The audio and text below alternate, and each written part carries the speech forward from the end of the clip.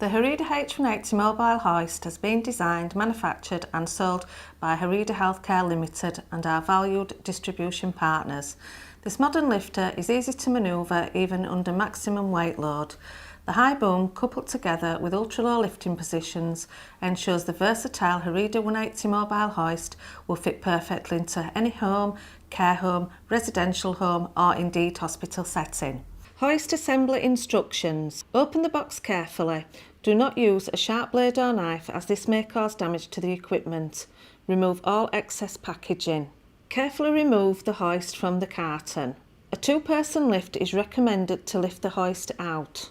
Alternatively, the end of the carton can be removed and the hoist wheeled out. Remove the mast locking wheel from the top of the hoist assembly and carefully lift the mast upright, ensuring the mast drops into position. Ensure both hands are located on the hoist handles when lifting the mast into position to minimise the risk of finger entrapment. Ensure all cables are clear of the base and mast when lifting into position and that they have been routed correctly. When the mast is fully engaged with the base, fit and fully tighten the mast locking hand wheel. Ensure this is tight and locked into position before using the hoist. Remove the strap and buckle, retaining the spreader bar. The strap should be kept safe and should be used if the hoist is folded or for transport. Test the foot pedal operation by opening and closing. Before operating the hoist, ensure all straps have been removed and cables are not restricting any movement. Test the boom to ensure it raises and lowers. Your H180 hoist is now ready for use. Prior to using the mobile hoist, always conduct a pre-safety check, ensuring that the product is freewheeling and safe from corrosion or any damage. Check the battery is charged sufficiently enough to conduct a full lifting cycle and the actuator is noise-free during operation. The hoist must also have an in-date Lola certificate which has been conducted by a trained and competent individual. If you identify any damage to the hoist whatsoever, please put aside and do not use. Bring this to the immediate attention of your line manager. Always ensure that the user has conducted a check towards the sling and hoist compatibility. Do not use a sling that is incompatible for use, for example a clip sling on a loop configurable spreader bar. Never overlift the maximum hoist weight capacity, which is clearly demonstrated in the product user manual. Visit the Health and Safety Executive website for further details about safe hoisting practices. The Herida 180 Home Care Mobile Hoist is constructed of heavy-duty steel and coated with a high-quality anthracite grey powder finish.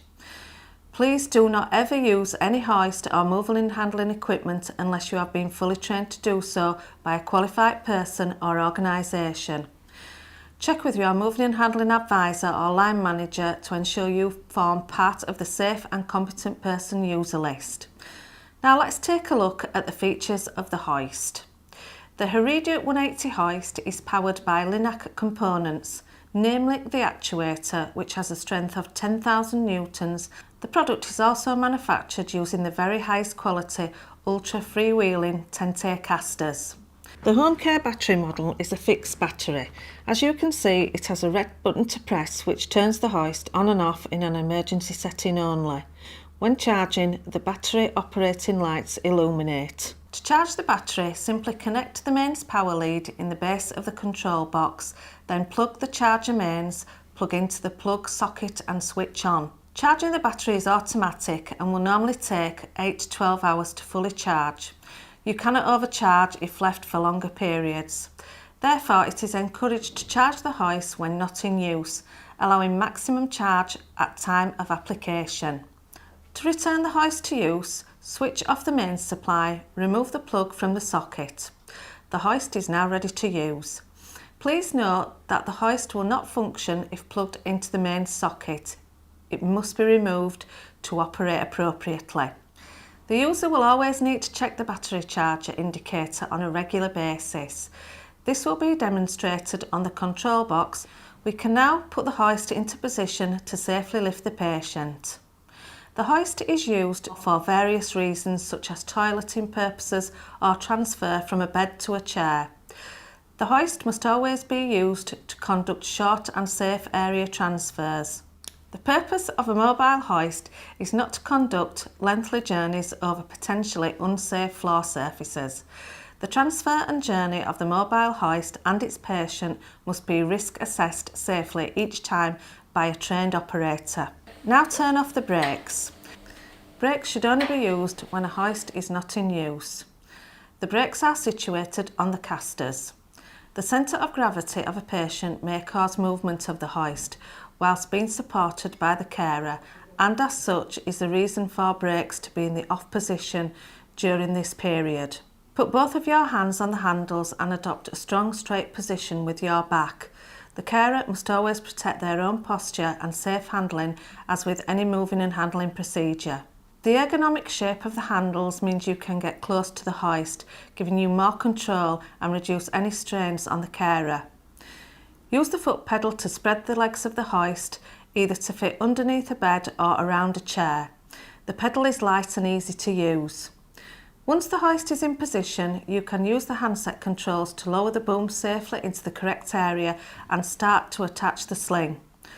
Always make sure the sling that is being used is compatible with the hoist and is the correct size and weight limit for the hoist and the patient. Now attach to the 4 or 2 point spreader bar, making sure that it is not too close to the patient's face. You can now safely lift your patient by raising the boom. Do not raise the boom any higher than required. Move the patient, the chair, commode or toilet depending on application, and then lower the boom by the handset control. Always ensure that the patient will be placed correctly and safely whilst communicating throughout to the person in your care. If for any reason the hoist actuator that pushes the boom does not work, which may be as simple as a flat battery, there is an emergency manual lowering mechanism which is triggered by pushing the red lever. This is located at the bottom of the actuator. This will lower your patient to floor or seating level if required. This is only to be used in an emergency and not for regular use. The hoist requires a 6-month Lola test and a 12-month service to ensure the hoist is safe and fit for purpose. These checks can be logged on the label on the mast of the hoist. In all instances with any equipment, always ensure that you seek clinical guidance and use the product in accordance with manufacturer instructions. On the side of the mast there is a label with a QR reader which leads you to the training videos on the Herida Healthcare website. Thanks for watching. For further information, please contact our free phone number at the end of this video or log on to our website at heridahealthcare.co.uk.